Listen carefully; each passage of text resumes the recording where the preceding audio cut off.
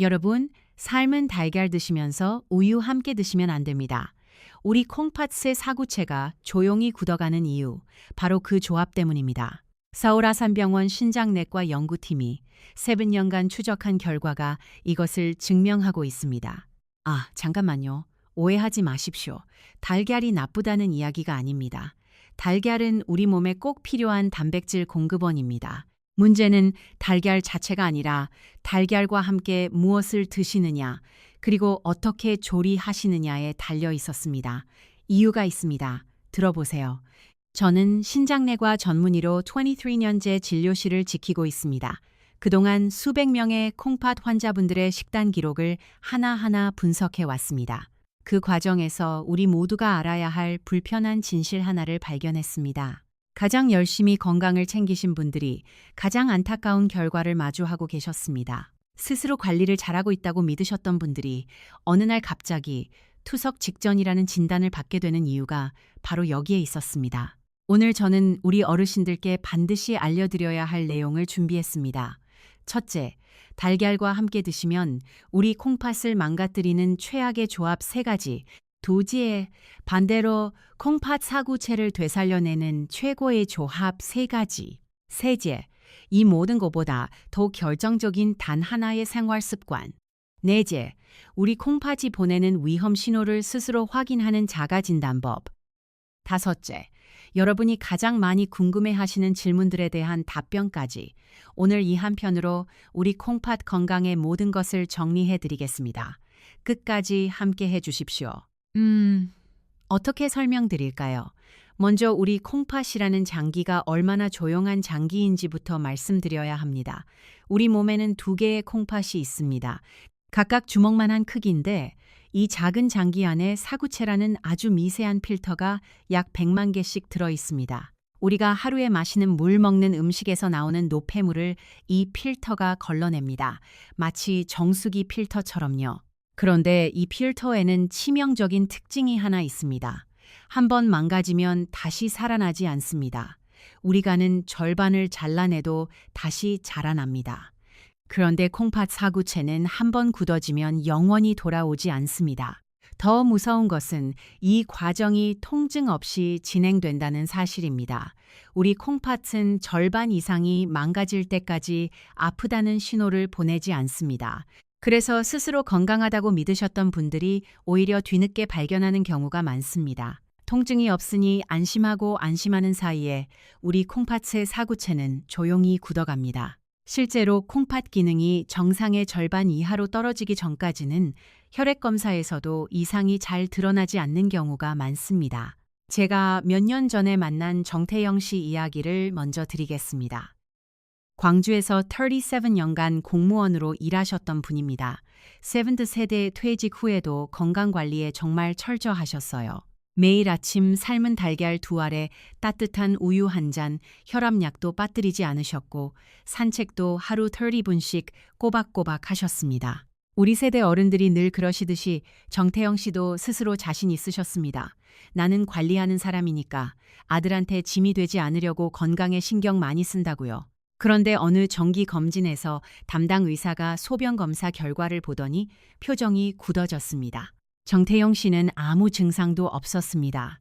아프지도 않았고 소변 색깔이 이상하다고 느끼지도 못하셨어요. 그런데 결과지에는 단백뇨 2 플러스, 크리에티닌 수치 1.8, 정상 범위의 거의 2배에 달하는 수치였습니다. 나중에 들어보니 정태영 씨는 진료실을 나오면서 이렇게 중얼거리셨다고 합니다. 내가 제일 열심히 했는데 우리 어르신들이 가장 많이 하시는 말씀입니다. 열심히 했는데 왜 이런 결과가 나오는 건지 모르시겠다고요. 이건 정말 안타깝습니다. 정태영 씨처럼 성실하게 관리해온 분들이 오히려 늦게 발견하시는 이유가 바로 콩팥의 이런 특성 때문입니다. 통증이 없으니까요. 혹시 지금 이 영상을 보시는 분 중에 아침마다 몸이 무겁거나 밤에 화장실을 2번 이상 가시거나 소변의 거품이 잘 사라지지 않는 분이 계신가요? 그렇다면 오늘 이 영상을 끝까지 보셔야 합니다. 자, 이제 본론으로 들어갑니다. 정태영 씨의 달걀에 무슨 일이 일어나고 있었는지 말씀드리겠습니다. 많은 분들이 콩팥 문제의 원인을 무엇을 먹느냐에서 찾으십니다. 어떤 음식이 나쁘고 어떤 음식이 좋은지. 그런데 제가 수백 명의 식단을 분석하면서 발견한 사실은 우리 생각과 달랐습니다. 문제는 재료가 아니었어요. 문제는 조리 방식과 조합에 있었습니다. 쉽게 말씀드리면요. 달걀 노른자에는 콜레스테롤이 들어 있습니다. 이 콜레스테롤 자체는 해롭지 않습니다. 오히려 우리 몸의 세포막을 만들고 호르몬을 합성하는 데 꼭 필요한 물질이에요. 그런데 이 콜레스테롤이 섭씨 150도가 넘는 고온의 기름과 만나는 순간 산화된 형태의 물질로 변질됩니다. 이 산화 물질은 우리 혈관 내피세포를 직접 공격합니다. 마치 거친 사포로 콩팥 사구체의 얇은 모세 혈관벽을 긁어내는 것처럼요. 2024년 미국 생리학회지에 발표된 연구에 따르면 이런 산화 콜레스테롤은 콩팥 내 특정 수용체를 활성화시켜 염증성 세포를 사구체로 끌어들이고 이것이 섬유화와 만성 콩팥병 진행을 촉진한다고 보고되었습니다. 통증도 없이 소리도 없이 진행되는 과정입니다. 그렇다면 해결책은 간단합니다. 고온 기름을 피하면 됩니다. 그 구체적인 방법은 오늘 후반부에서 말씀드리겠습니다. 지금은 먼저 우리 식탁 위에서 달걀과 함께 콩팥을 조용히 망가뜨리고 있는 세 가지 조합부터 확인하셔야 합니다. 첫 번째 최악의 조합입니다. 달걀과 우유. 여러분, 아침에 삶은 달걀과 따뜻한 우유 한 잔 함께 드시는 분 계시죠? 단백질도 보충하고 칼슘도 채운다는 생각으로요. 우리 어머니 세대부터 이어져 내려온 아침 식단입니다. 젊은 시절에는 나쁘지 않은 선택이었습니다. 그런데 60day, 70day에 접어들면 이 조합은 완전히 다른 이야기가 됩니다. 이유가 뭘까요? 바로 인성분 때문입니다. 우유 한 잔에는 약 227mg의 인이 들어있고 삶은 달걀 하나에도 약 98mg의 인이 포함되어 있습니다. 달걀 두 알에 우유 한 잔이면 한 끼의 인을 420mg 가까이 섭취하는 셈입니다. 건강한 콩팥은 혈액 속 인을 소변으로 걸러내는데 아무 문제가 없습니다. 그런데 나이가 들면서 우리 콩팥의 사구체 여과율이 떨어지기 시작하면 이 능력이 현저히 낮아집니다. 여기서 한 가지 정말 중요한 사실이 있습니다. 혈액 검사에서 인 수치가 정상으로 나와도 안심하시면 안 됩니다.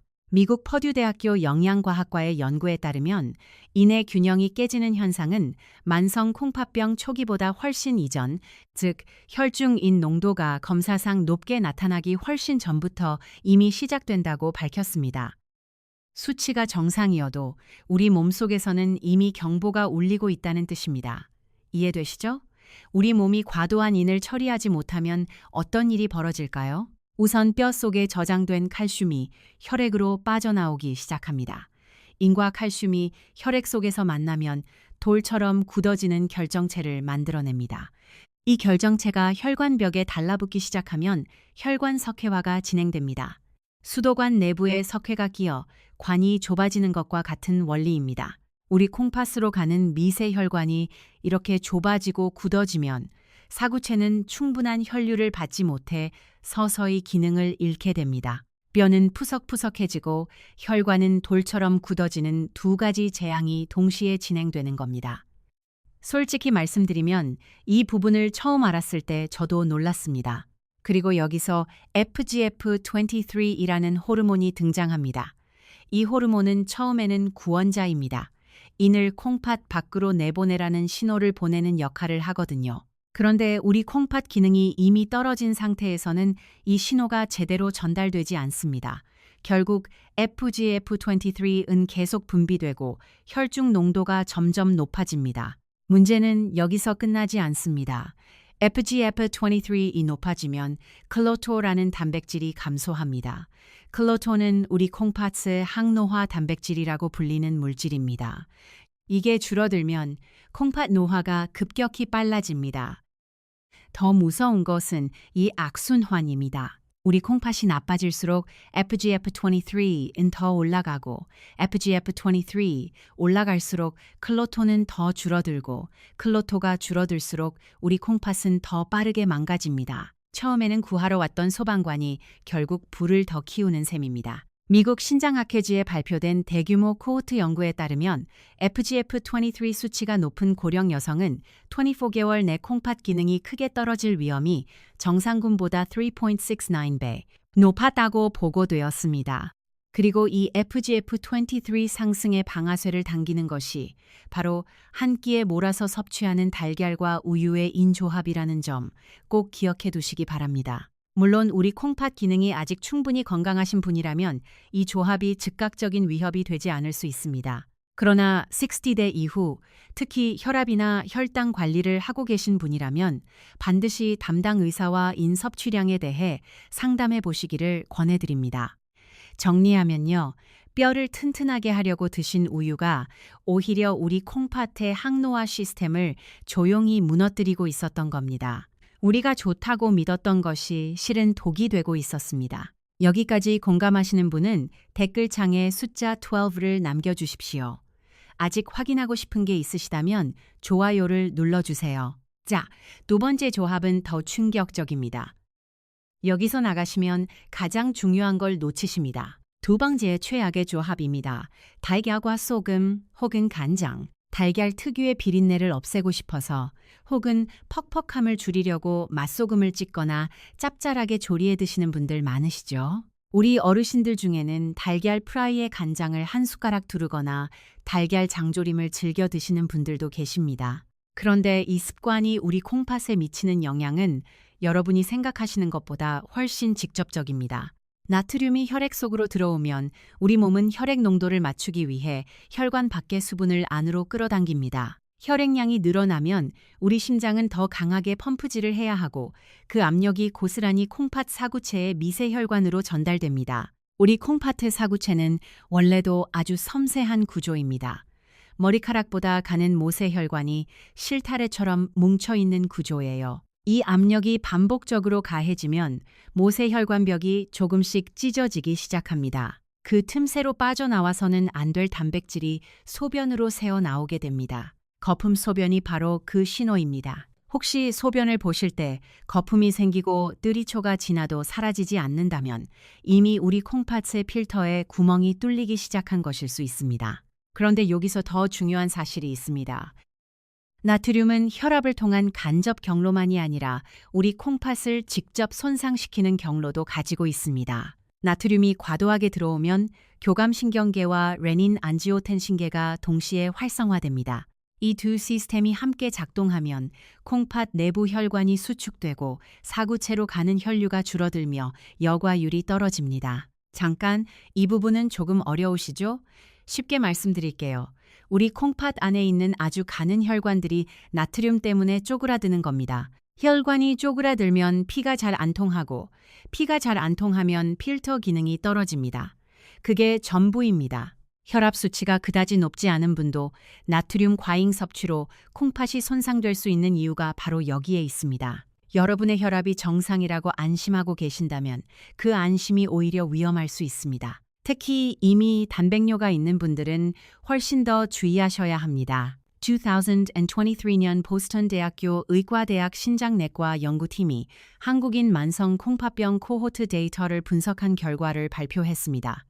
967명의 콩팥 환자를 4년 넘게 추적 관찰한 이 연구에 따르면 단백뇨가 하루 0.5g 이상인 환자에서 나트륨 섭취량이 하루 3.4g을 넘으면 콩팥 기능이 절반 이하로 떨어지거나 투석을 시작해야 할 위험이 정상 나트륨 섭취 그릇보다 무려 5.71배 높았습니다.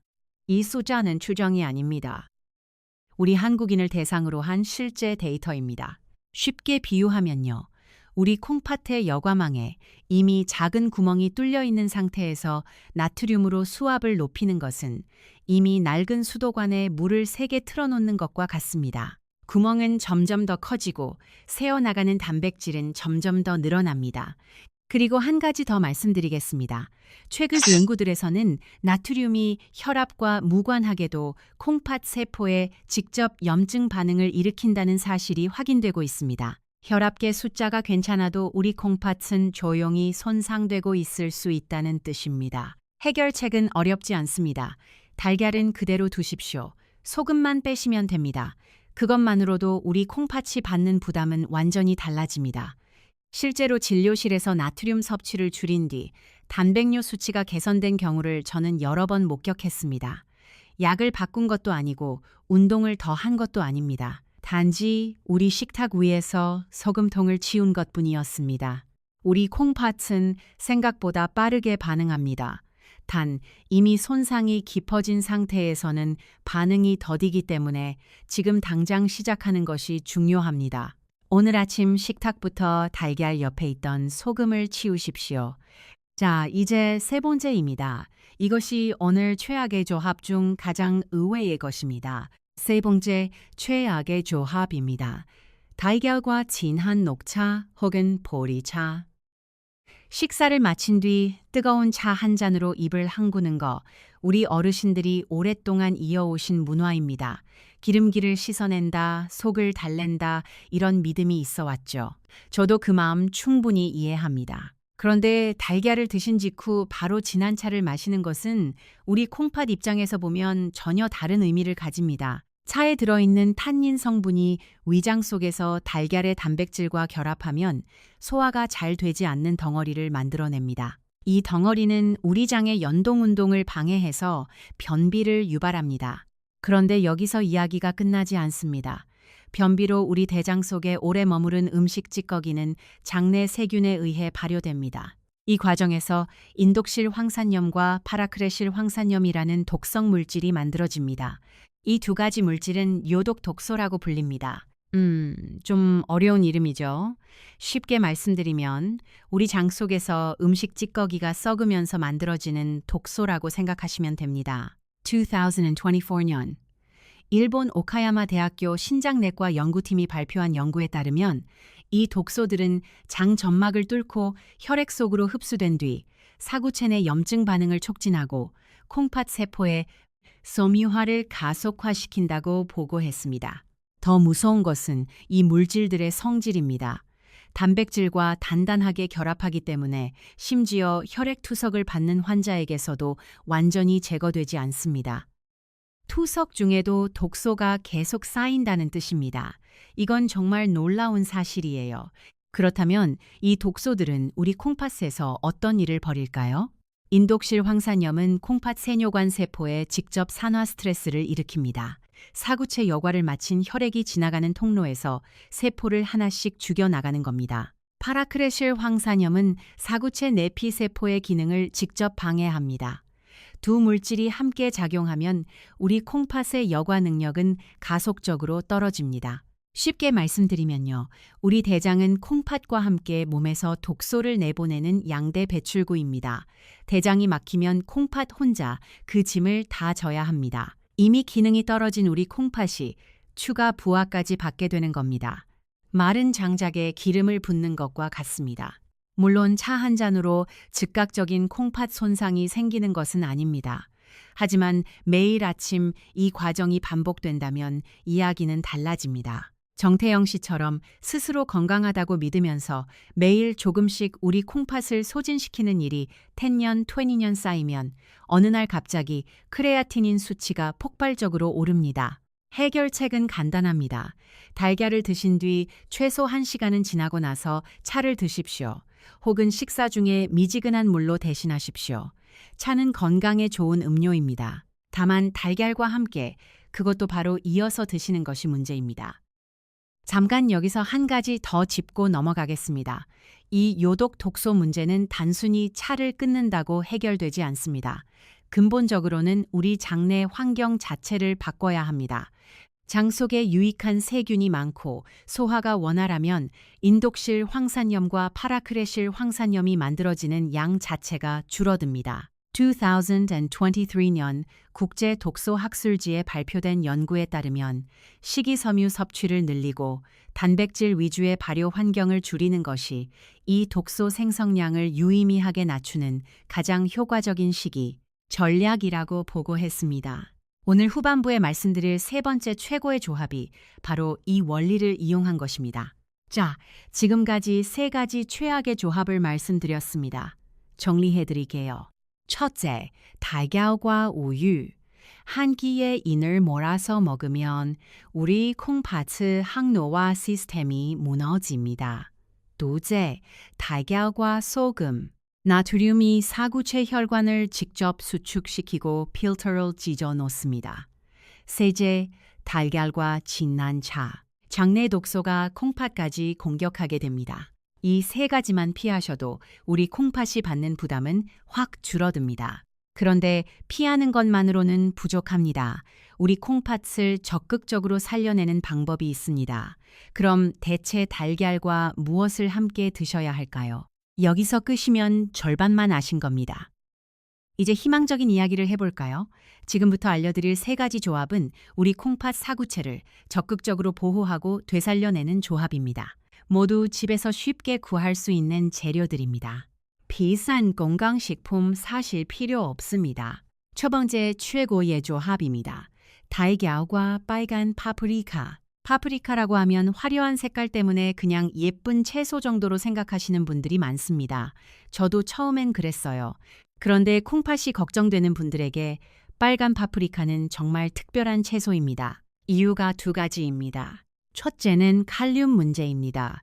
우리 콩팥이 약해지면 채소 섭취에서 가장 먼저 걱정되는 것이 칼륨입니다. 콩팥이 건강할 때는 혈액 속 칼륨을 소변으로 쉽게 걸러내지만 사구체 여과율이 떨어지면 칼륨이 혈액에 쌓여 심장 박동 이상을 일으킬 수 있습니다. 그래서 많은 분들이 채소 자체를 멀리하게 됩니다. 우리 어르신들 중에 콩팥이 걱정되셔서 채소를 아예 안 드시는 분들 계시잖아요. 그런데 그것도 문제입니다. 채소에는 우리 몸에 꼭 필요한 항산화 성분과 비타민이 들어있으니까요. 빨간 파프리카 100g에 들어있는 칼륨은 약 148mg에 불과합니다. 일반 채소들이 보통 300mg을 훌쩍 넘는 것과 비교하면 압도적으로 안전한 수준입니다. 칼륨 걱정 없이 드실 수 있는 몇 안 되는 채소 중 하나입니다. 둘째는 라이코펜입니다. 파프리카의 선명한 빨간색의 정체가 바로 이 항산화 성분입니다. 라이코펜은 혈관을 타고 돌면서 우리 콩팥 사구체의 모세혈관을 공격하는 활성산소를 제거합니다.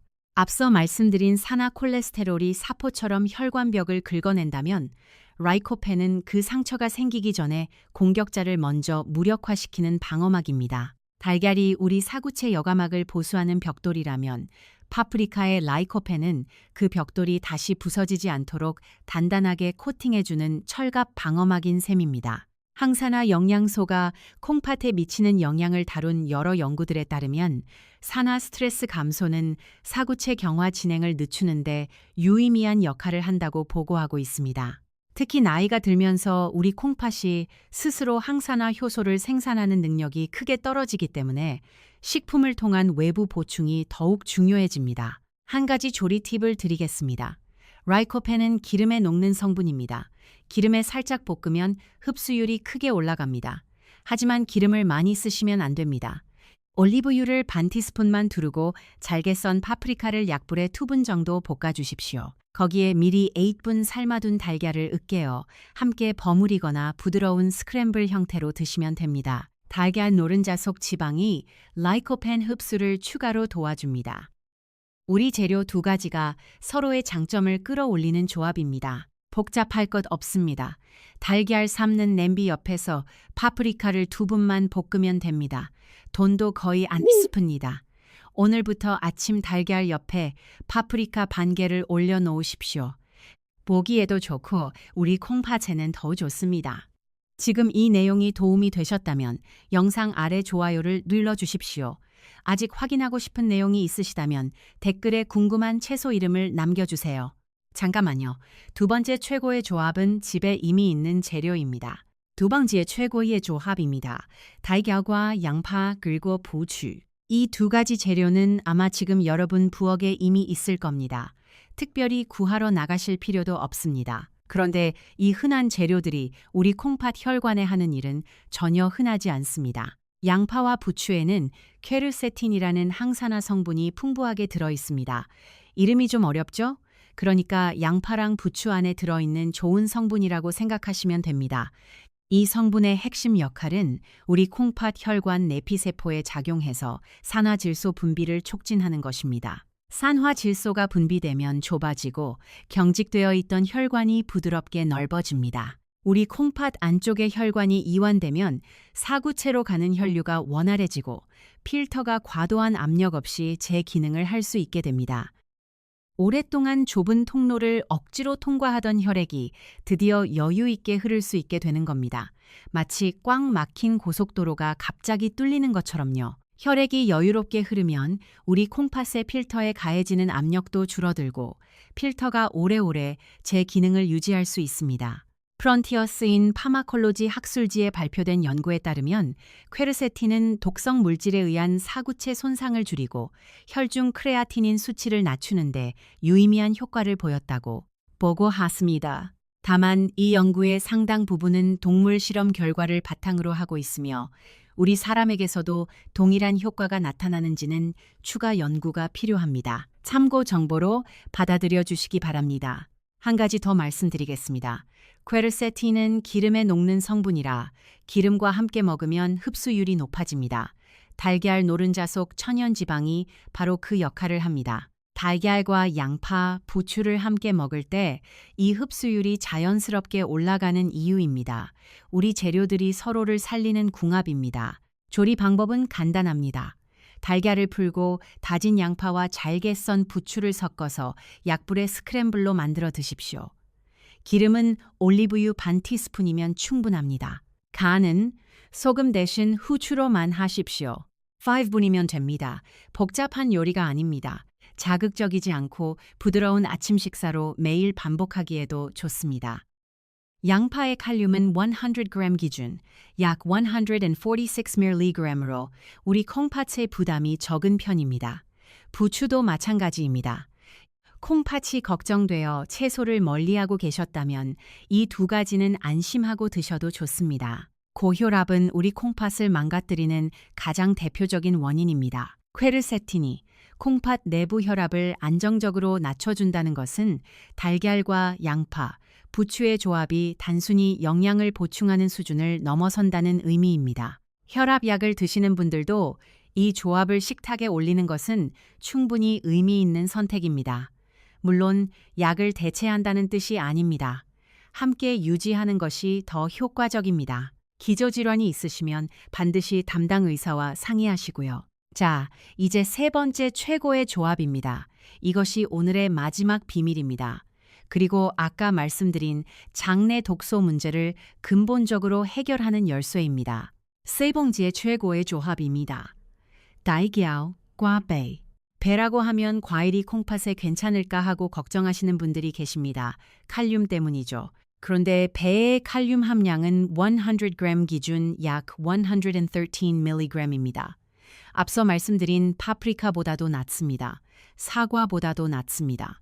콩팥이 걱정되는 분들이 안심하고 드실 수 있는 과일 중에서도 배는 특히 안전한 선택입니다. 그런데 배의 진짜 힘은 칼륨이 낮다는 것만이 아닙니다.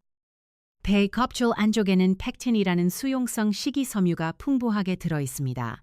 이 팩틴이 우리 장 속으로 들어가면 무슨 일을 할까요? 앞서 말씀드린 인독실 황산염과 파라크레실 황산염 기억하시죠? 우리 장내 세균이 단백질 찌꺼기를 발효시킬 때 만들어지는 그 요독 독소들 말입니다. 팩틴은 이 독소들이 장 점막을 뚫고 혈액으로 흡수되기 전에 먼저 붙잡아서 대변으로 우리 몸 밖에 내보내는 역할을 합니다. 마치 장 속을 돌아다니는 강력한 자석처럼요.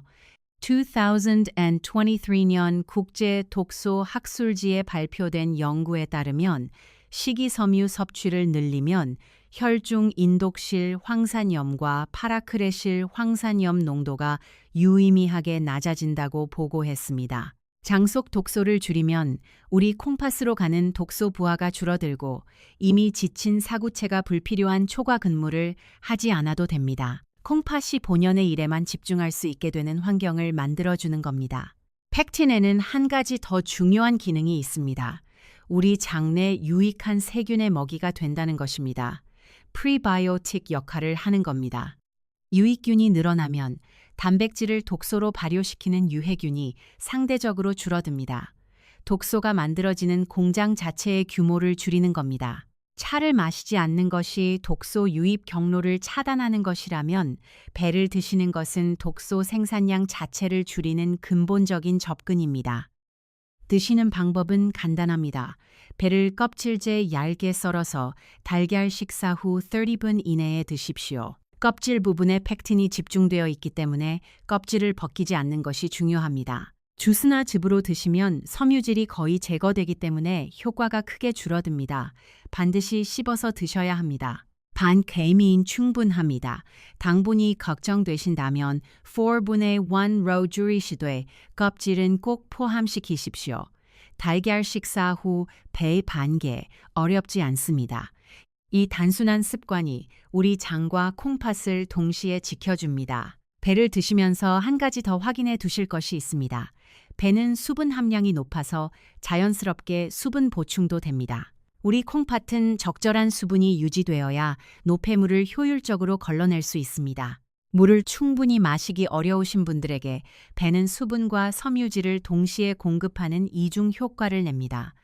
국내에서 흔히 구할 수 있는 싱고배나 황금배 모두 괜찮습니다. 오늘 장 보러 가실 때 배 하나를 담아 오십시오. 가격도 부담되지 않습니다. 자, 지금까지 최고의 조합 3가지를 말씀드렸습니다. 정리해볼까요?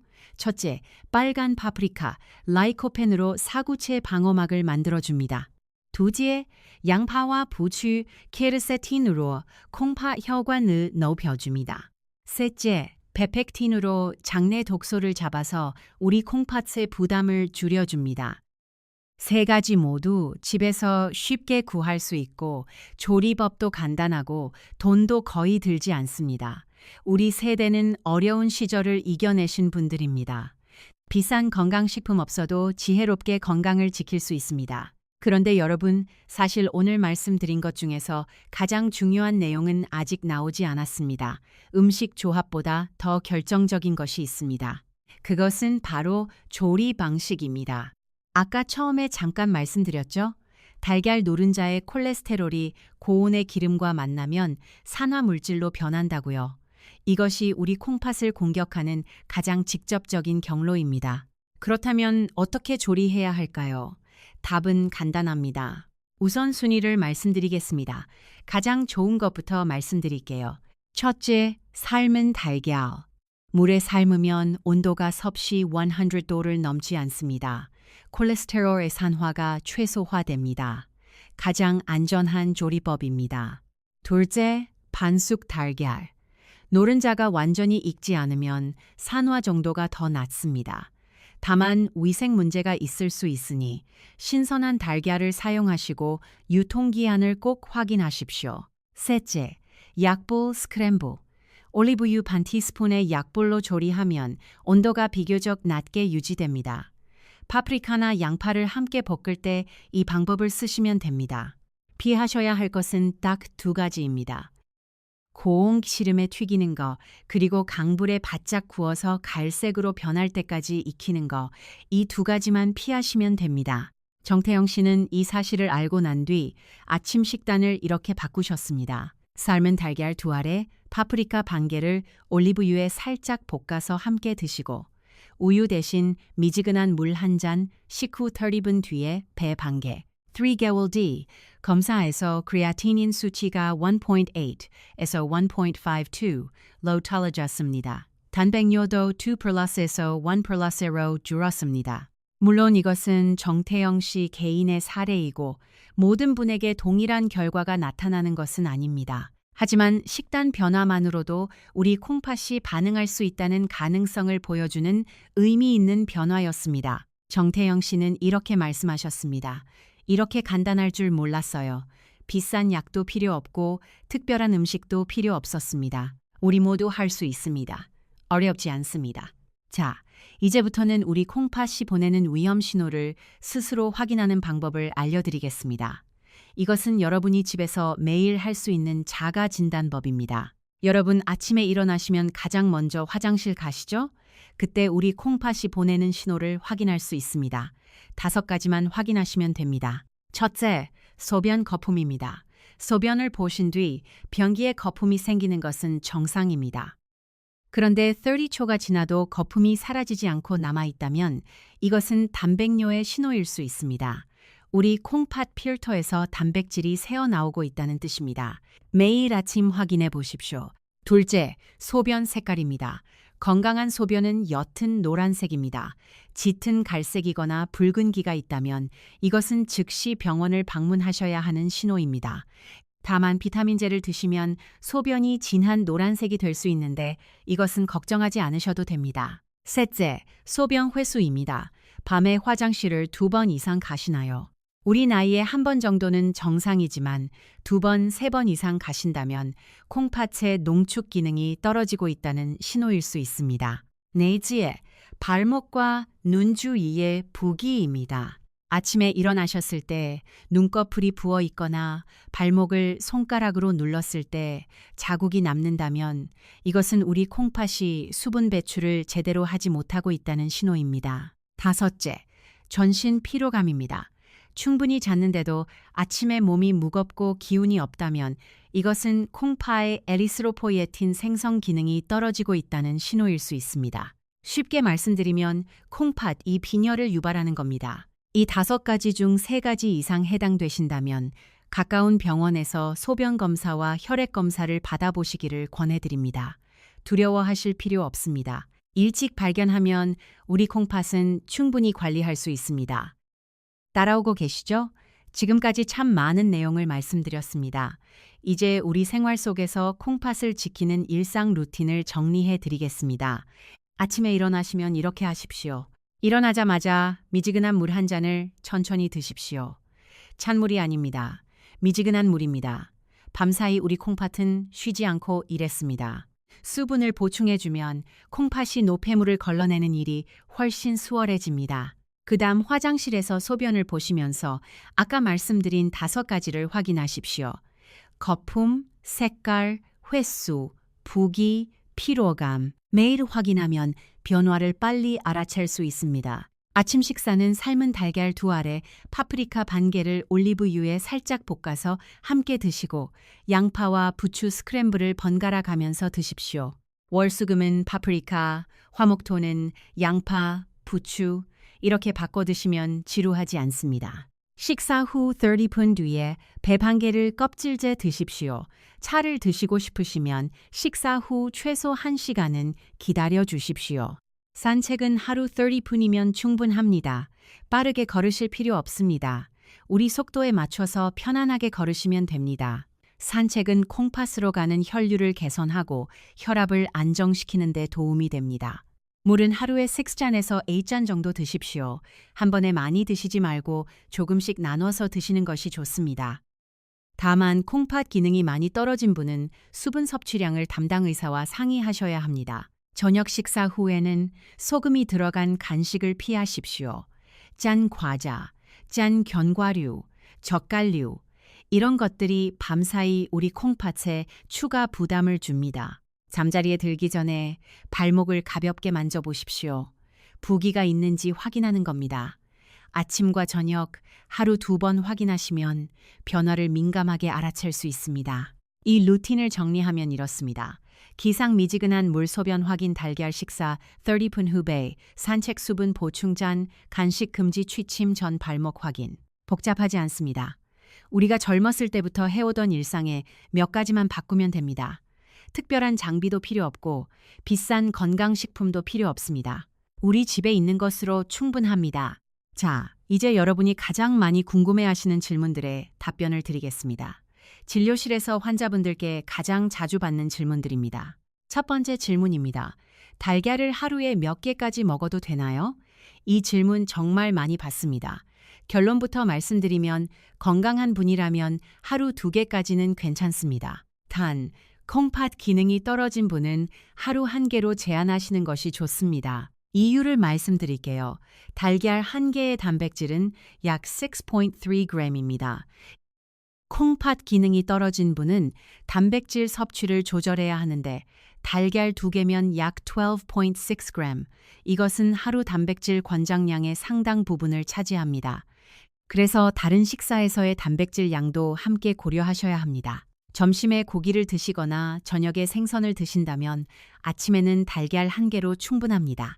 이 부분은 반드시 담당 의사와 상의하시기 바랍니다. 두 번째 질문입니다. 달걀 흰자만 먹어도 되나요? 이 질문도 참 많습니다. 콜레스테롤이 걱정되어서 노른자를 빼고 흰자만 드시는 분들이 계시죠. 흰자만 드시면 콜레스테롤 걱정은 줄어듭니다. 하지만 노른자에 들어있는 비타민 D, 비타민 B12, 콜린 같은 영양소를 놓치게 됩니다. 특히 콜린은 우리 간과 뇌 건강에 중요한 영양소입니다.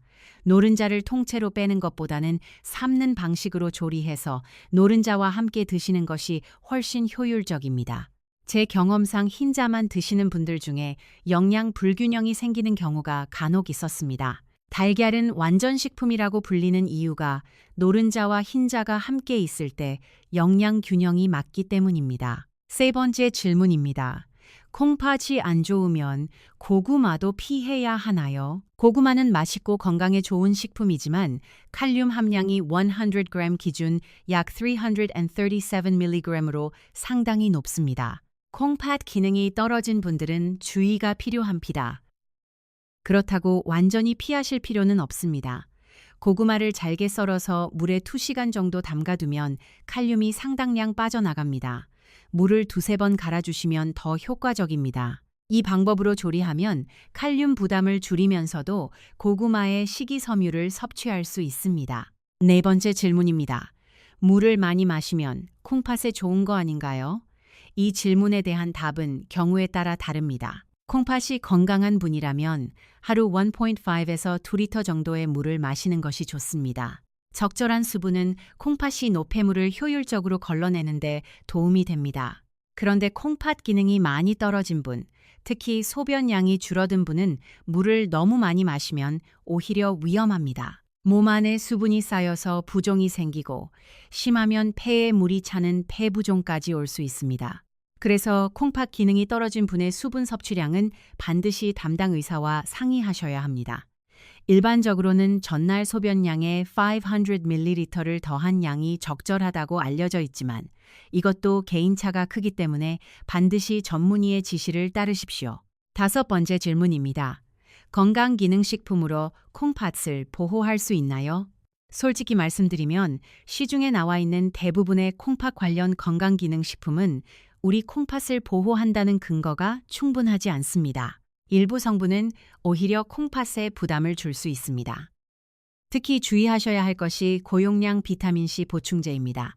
과도한 비타민C는 우리 몸에서 옥살산염으로 변환되어 콩팥 결석의 원인이 될 수 있습니다. 또한 허브 추출물 중 일부는 콩팥 독성이 있는 것으로 알려져 있습니다. 건강기능식품을 드시기 전에 반드시 담당 의사에게 확인하십시오. 우리 콩팥을 지키는 가장 확실한 방법은 오늘 말씀드린 것처럼 매일 식탁 위에서 내리는 작은 선택들입니다. 여섯 번째 질문입니다. 혈압약을 먹고 있는데 콩팥에 나쁜 영향이 있나요? 이 질문도 많이 받습니다. 결론부터 말씀드리면 고혈압 자체가 콩팥을 망가뜨리는 주범이기 때문에 혈압약을 꼭 드셔야 합니다. 혈압약을 끊으시면 콩팥 손상이 더 빨라집니다. 특히 안지오텐신 전환효소 억제제나 안지오텐신 수용체 차단제라고 불리는 계열의 혈압약은 오히려 콩팥을 보호하는 효과가 있다는 연구 결과가 있습니다. 이 약들은 사구체 내부 압력을 낮춰서 필터 손상을 줄여줍니다. 하지만 콩팥 기능이 떨어진 분은 약의 용량 조절이 필요할 수 있습니다. 자의로 약을 중단하거나 용량을 변경하시면 절대 안 됩니다. 반드시 담당 의사와 상의하십시오. 자, 이제 계절에 따라 우리 콩팥을 지키는 방법도 간단히 말씀드리겠습니다. 여름에는 땀을 많이 흘리기 때문에 탈수에 주의하셔야 합니다. 탈수가 되면 혈액이 진해지고 우리 콩팥에 부담이 커집니다. 외출하실 때 물통을 꼭 챙기시고 갈증을 느끼기 전에 미리 물을 마시는 습관을 들이십시오. 다만 이온 음료는 나트륨과 칼륨이 들어있으므로 콩팥 기능이 떨어진 분은 물로 대체하시는 것이 좋습니다. 겨울에는 혈압이 올라가기 쉽습니다. 추위에 혈관이 수축하기 때문입니다. 실내외 온도 차이가 크면 갑작스러운 혈압 변동이 생기고 이것이 우리 콩팥에 충격을 줄 수 있습니다. 외출하실 때 따뜻하게 입으시고 특히 목과 머리를 보호하십시오. 환절기에는 감기약에 주의하십시오. 일반 감기약 중에 비스테로이드 소염 진통제가 포함된 것이 많은데 이 성분은 우리 콩팥 혈류를 감소시켜 사구체에 부담을 줍니다. 감기가 걸리셨을 때 약국에서 약을 사시기 전에 반드시 콩팥 관련 질환이 있다고 말씀하십시오. 자, 오늘 긴 시간 함께 해주셨습니다. 지금까지 말씀드린 내용을 정리해 드리겠습니다. 오늘 우리가 함께 알아본 내용은 이렇습니다. 첫째, 달걀과 함께 드시면 안 되는 3가지 조합입니다. 우유는 인과부하로 콩팥의 항노화 시스템을 무너뜨립니다. 소금은 사구체 혈관을 직접 수축시키고 필터를 찢어 놓습니다. 진한 차는 장내 독소를 만들어 콩팥까지 공격하게 합니다. 둘째, 달걀과 함께 드시면 좋은 3가지 조합입니다. 빨간 파프리카는 라이코펜으로 사구체 방어막을 만들어줍니다.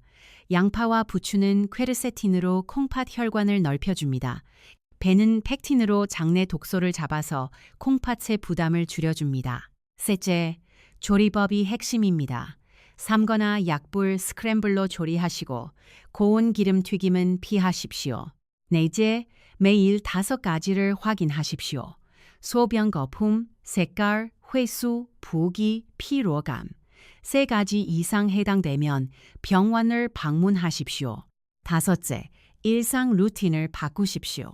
미지근한 물로 시작하고 달걀 식사 후 30분 뒤에 배를 드시고 차는 1시간 뒤에 드시고 짠 간식은 피하십시오.